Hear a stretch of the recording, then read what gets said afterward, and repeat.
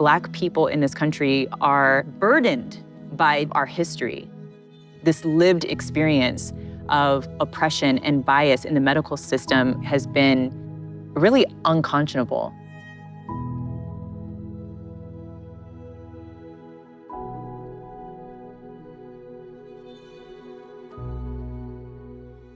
This is something that has been happening since we were brought here as a people. And so I'd love to sort of hear from you about the historical framework around Black pain. It literally is embedded into the essence of medicine. During slavery, we had actual physicians, people who were revered, who were respected, coming up with technology and innovations, but doing it in such a horrific way, in a way that dehumanized Black people. J. Marion Sims, he was known as the father of modern gynecology, and he made some really important advances in obstetrics and gynecology, and he did so by experimenting on enslaved Black women who could not give consent. One woman in particular, he performed 30 procedures on.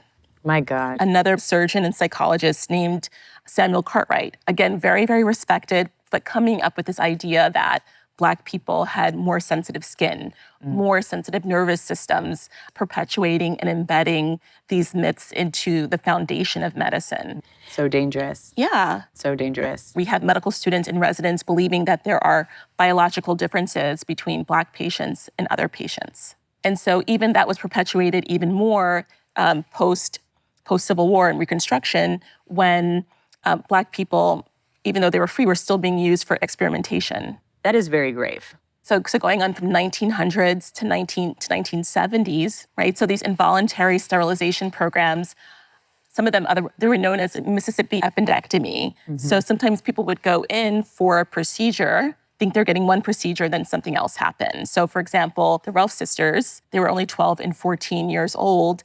Their mom was told that they were getting a shot for birth control, but instead they were surgically sterilized. So that's where the whole idea of, informed consent is so important. Even the Tuskegee experiments, those were men in rural Alabama who didn't have a formal education. They were given lunch money, bus money to enroll in a study that the U.S. Public Health Service funded. And so they all had syphilis, but they were just told they had bad blood. They weren't told exactly what they had. And even once treatment had become available, penicillin, they were not given that treatment because the whole goal of the study was to see what would happen if someone who was infected with syphilis, what would happen if you left it untreated, right? But again, informed consent was not obtained. But I think there was no trust to begin with. Oh my gosh. To think about our own federal government funding these programs, and the only reason that the Tuskegee experiments ended was because a Black epidemiologist found out about it and alerted the Associated Press in the 1970s. And today we're asked to just trust doctors blindly. Yeah. In current day, people are still having experiences where they're silenced or they're spoken over. And unfortunately, these experiences are happening to Black people of every socioeconomic background, at every education level. Even with my medical degree, I am more likely to die of pregnancy-related complications than a white woman with an 8th grade education. I'm also more likely to die than my mom was during pregnancy. How does that make sense? It doesn't. Right? It doesn't. It just is so incredibly disturbing.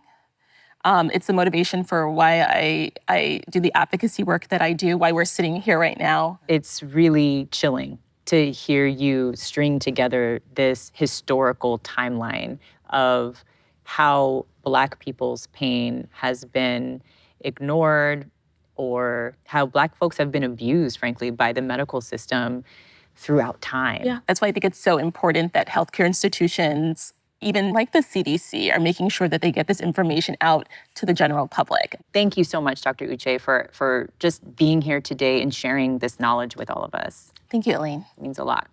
As we continue to strive for pain equity, it's important to remember the sources of our pain to ensure this type of treatment stays in the past.